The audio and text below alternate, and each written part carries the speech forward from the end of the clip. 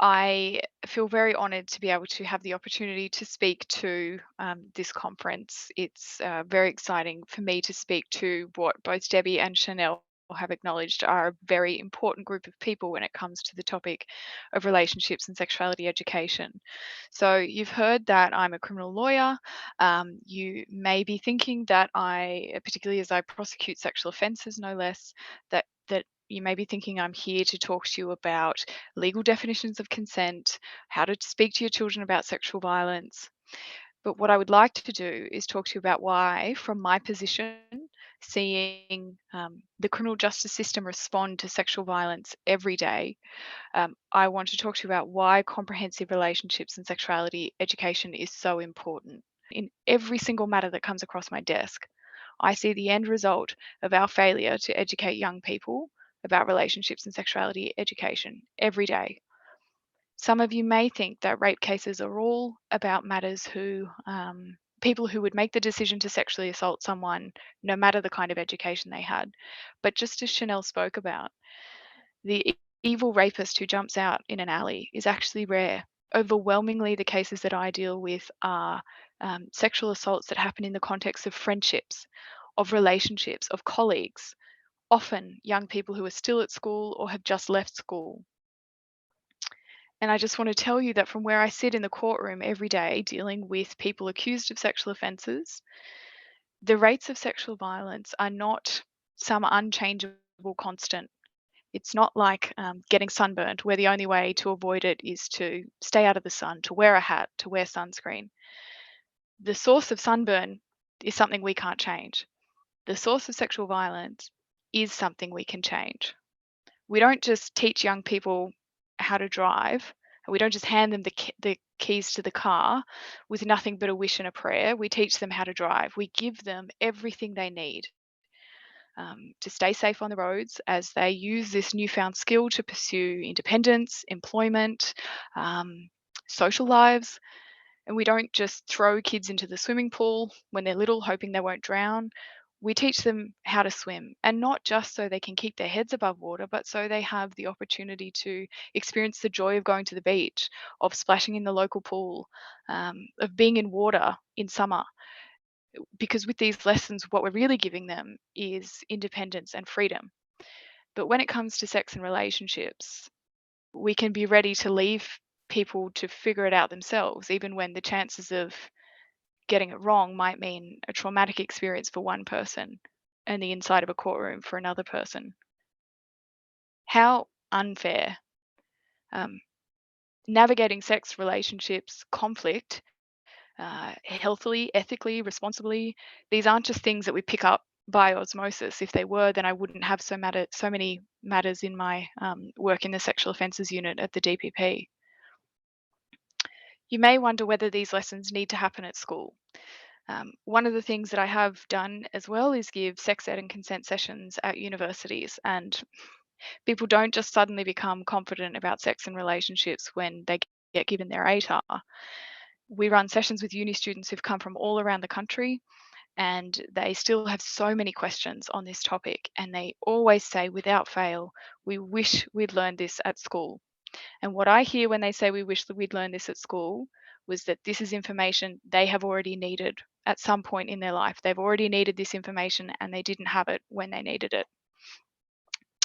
These lessons, as Debbie was talking about, they can't just be about consent alone. Just say no, or no means no, is not enough. It's like putting your kid behind the wheel and just pointing out where the handbrake is.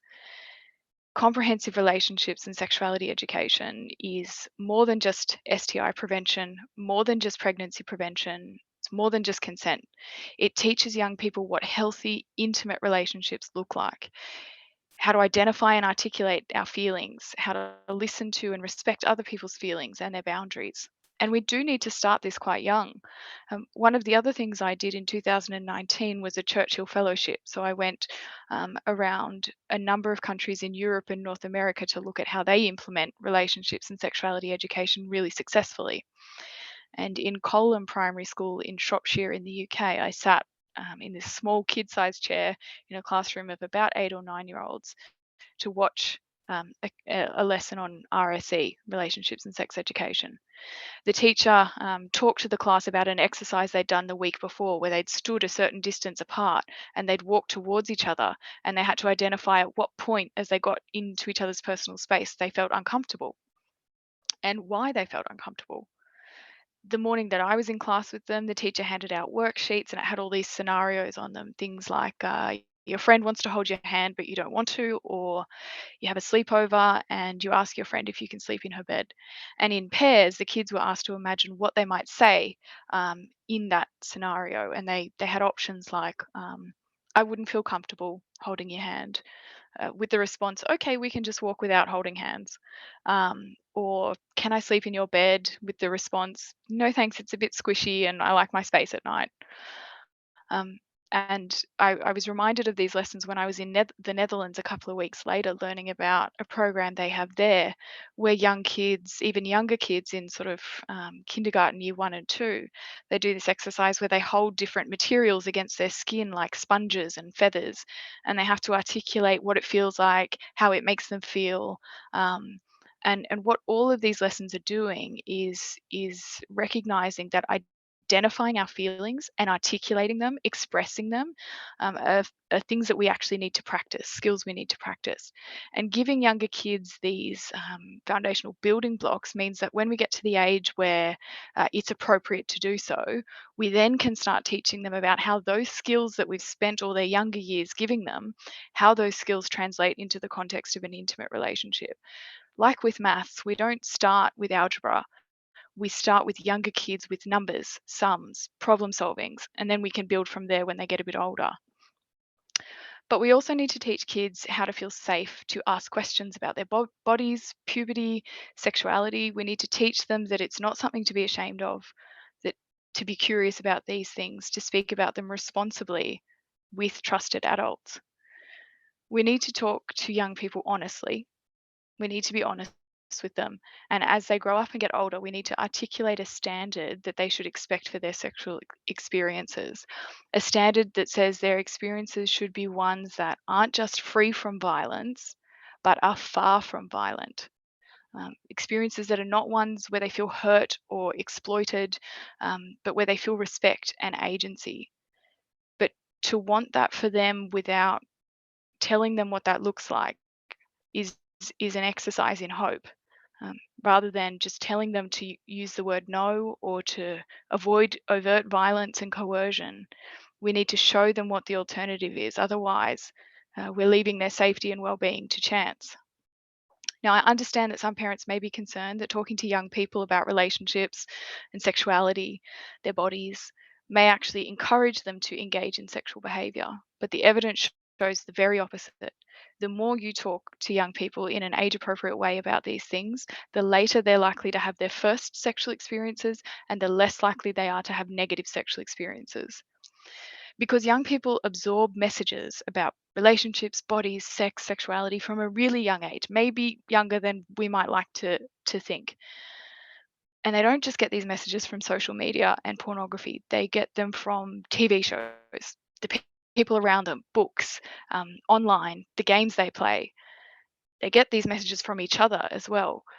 What comprehensive relationships and sexuality education does is help to set the record straight. It helps them make sense of these messages in a way that allows us to give them the values we want them to have about this subject matter. If we don't talk to them about it, they'll find out about it anyway, and we've missed the chance to give them the values we want them to have. So, what did I learn about the role of parents on my Churchill Fellowship, where I looked at the best implementation of relationships and sexuality education in Europe and North America? As Chanel said, parents are young people's first educators. Kids might have the greatest RSE lesson of all time, but if they come home and they get an inconsistent message, or even a parent saying, "Why are you learning about that? You don't need to learn about that," that can work to undo some of the benefits of that lesson. Some parents worry that relationships and sexuality education at school is going to exclude parents from the conversation. What these countries that I visited did really well was recognize that RSE is a partnership between school, home, and community. They recognized the importance of parents and caregivers first and foremost. It was almost their top priority. I saw RSE providers that for every single lesson they offered to kids, they did a complimentary parent session as well, so that the parents understood exactly what lessons their kid was going to get. They got information about what their kids were learning and why. They got tips on how to answer particular questions that might come up. In some countries, the government even produces resources to give to parents about what kinds of questions they can expect at certain ages, how they might answer those questions. A lot of parents worry they won't know what to say. They might feel uncomfortable talking about it with young people. And in these countries, they did a lot of work with parents to help address those concerns. And the other reason that it's important, I, I want to say that some parents feel that this information is more appropriately given to kids in the home and not at school. But unfortunately, if we did it that way, there would be many, many kids who wouldn't get RSE. Some of you may feel very confident talking to your young people about relationships and sexuality, but there are many parents who don't, or for their own personal reasons, who can't speak to their kids about that. RSE at school is one way that we can make sure we get to every kid, because it's not just about your kid, it's about who they come into contact with as they go through life. And the other thing is kids really benefit from learning about this with their peers. The last thing I'll say about that is that comprehensive RSE is about giving information. It doesn't take away the chance for parents to talk about values within the context of that information. In fact, it enhances that opportunity. The last thing I want to talk to you about is, as parents, the significance of your role being bigger than just what you say to your kids. You also have a role, a very significant role as advocates. As a group, parents are enormously influential in advocating for RSE in schools and in the broader community context. Talking to the schools that your kids are at, asking them to prioritise good RSE that will help the entire school community improve and keep the whole student body safe. You can write to your MP, advocating for them to mandate comprehensive RSE for all kids, although as Debbie said, to a certain extent, Victoria has achieved some of those mandates, but there's always improvements that can be made in the implementation story. You can also call on government to assist parents to have some of those resources and information that I saw they did overseas, for example. Governments can assist schools to roll out the information sessions that I saw overseas, or they can actually give the information sessions themselves. I want you to come away from this as parents feeling really empowered, that not just as an influence in your own kids' lives, but in the wider community, as parents, as constituents, as advocates. Our kids need you all to stand up for their right to access information that will safeguard their well-being. I just want to finish by saying I'm really grateful to have the opportunity to speak with you all, and happy to stick around and answer any questions you might have. Thanks, Katrina. And obviously Chanel's not here, and Deb. I'm just jumping in here just to let Deb know that no questions so far, Deb, but I thought it might be people just probably need to reflect on what's just been said. It's pretty full on when you hear it for the first time as parents, and but I urge everybody to take an opportunity, put a comment. I've got some lovely or a lot more comments than questions, so to speak. There's things like this is so it's giving us great insight. One's just come in, so I'll just Deb, do you want me to throw this to you? Yep, and, that's fine. Yeah, because we weren't sure how this would go because it's a lot to take in. How can change be made by parents on a statewide scale, benefiting all Victorian students, not just made by the parents in this conference today? Thank you. Oh, well, that's a very big question, because I think it takes us right back to what the Victorian Department of Education are trying to do, which is a whole school and a whole community approach. However, I think that what we've heard today from Katrina and Chanel raises a range of questions that I think we need to start to think about. So who educates the parents about what students are learning? So the sort of things that Katrina was talking about. And I know from my own experience working on developing curriculum good curriculum has activities in it that build the relationship between the parents and the kids. So you do a values activity, and then you get the kids to go home and say, hey, Mum, this is what I thought. Where would you put this? What do you think about this? And it opens up conversations. One of the other key issues that I've found working with schools on the implementation of sexuality education is how you bring parents in. And one example of a school I worked with for about 5 years, they had a parent liaison officer. It was a low SES school. It was very difficult to get the parents involved. And so that provided a bridge between the school and the parents. So thinking about creative ways to bring parents in, because it's quite an alienating space for lots of parents. They may have had a terrible experience of schools. So we've got to find creative ways to bring parents in and sort of, I guess, fund that. And parents have, and as I think I said in my introduction, they are the missing link. Every project says this: how are we going to create the conversation, three-way conversation between the parents, between the teachers, and between the kids? And it comes back, I know that both Chanel and I think Katrina raised it too, pre-service teacher education. We've got to teach our pre-service teachers how to have those conversations with parents. And of course, there's the need for professional learning as well. So it is how we embed parents into that whole school approach in a resourceful, effective way. Can I just jump in to add to what Debbie was saying? When I was in the Netherlands, I spoke with someone there who was responsible for rolling out RSE in a particular region, and he talked about it as a triangle. So education of children, education of parents, and education of teachers.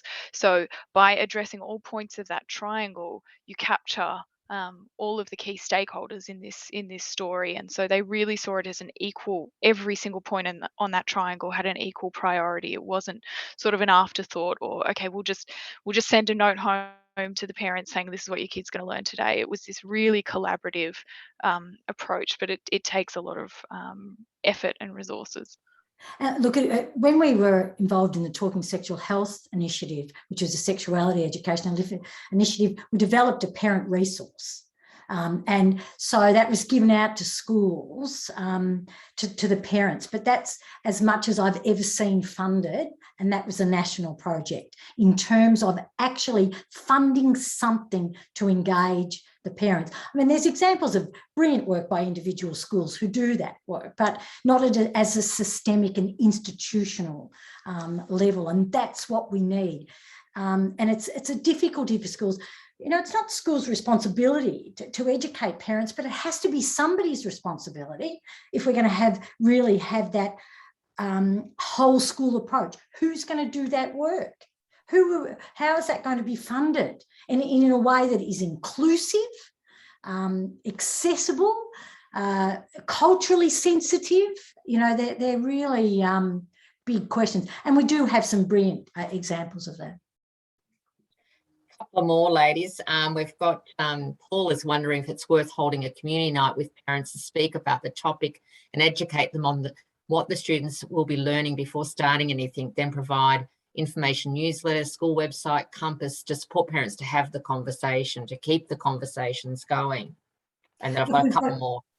We've got a brilliant example of that with the school that I was talking about in Geelong. That was a 5-campus, Northern Bay Secondary College. That's what they did. So there were 5 primary school campuses and 1 secondary campus. They ran parent information nights on each campus. They even had a specific information night for a Karen community who were very much part of that school. I've seen it also done up in Shepparton with Indigenous parents. So we have some examples, but it's not embedded. As I was saying, it's about how we embed that, and I guess that's where an organisation like Parents Vic is wonderfully placed to provide some advice. Yeah, I think that's really true. This is the question that I wanted to answer when I went overseas. How do you turn these really good examples, that like the ones that Debbie's talking about, and scale them up, make them embedded across entire jurisdictions, entire countries. And one of the missing links here is the role of government. I saw in the aftermath of Chanel Contos's petition, I saw a lot in New South Wales of government officials saying it's time for schools to show leadership. If we leave it up to individual schools, they might be restricted by budget, they may be restricted by time, resources. Government does need to step in to a certain extent, and that's already happening to a degree in Victoria in a way that it's not happening in other jurisdictions in this country.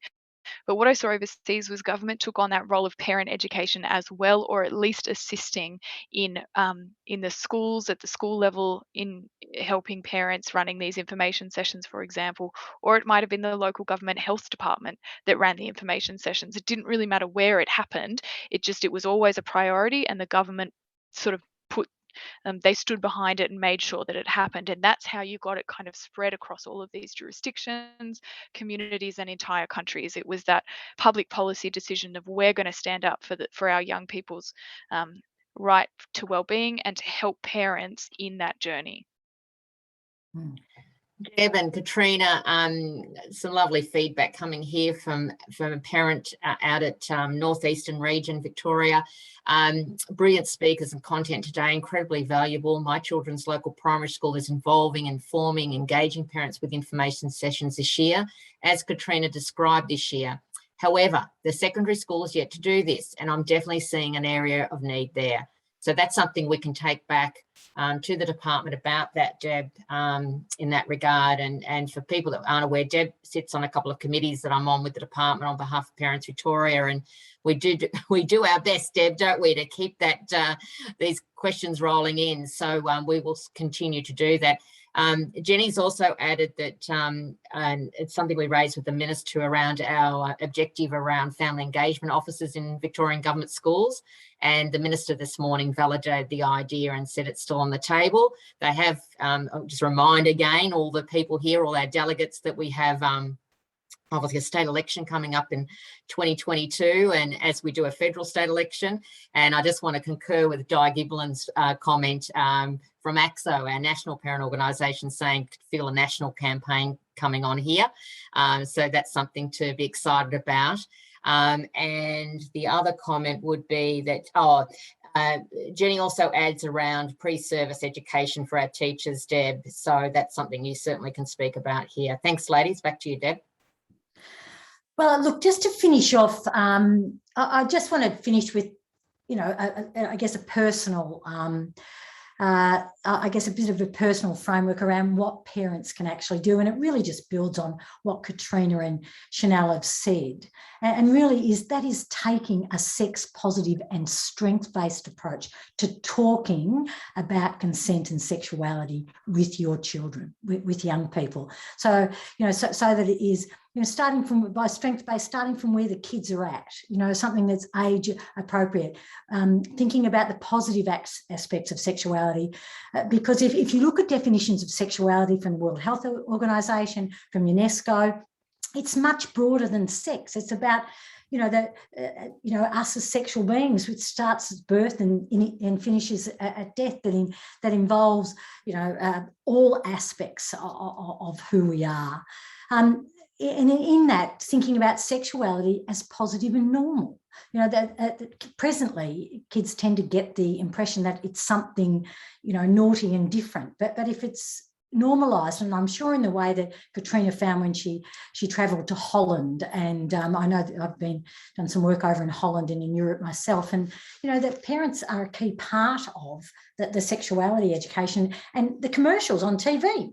You're in the shower, you don't have to have a top on. It's just a different way of looking at it. And another issue is talking about consent, pornography, sex, gender, power in the context of young people's lives. When they're going out with friends, when they're going to parties, when they're going to relationships, again, reinforcing many of the issues that Katrina talked about from that amazing and very powerful story that she shared to begin with. Also, being an active bystander as a parent, intervening if one of your children say something, or one of their friends are there, or uncle or auntie says something, being an active bystander, challenging that work. Also, parents can also improve critical health literacy. The media, that they can do that analysis from the time a child starts to notice something. You're in Kmart and there's the gendered toys. Start talking about it. All of those sorts of things. And the next point is the ethical sex that Katrina talked about, thinking about ethics, the importance of an ethical framework. Addressing fear, shame and guilt, the sort of area that Katrina talked about. And including issues like desire, intimacy, pleasure, and love. Love. Young people want to learn about love. And I've done a number of research projects and it comes up every time. And then just finally, just listening. Listening to your children, listening to your young people. And I think what we've found today from listening to Chanel and Katrina, who are both, I would consider young, or not too far from young, they're really sort of over where sort of young people are at. So I was going to show a video, but I think we may have run out of time.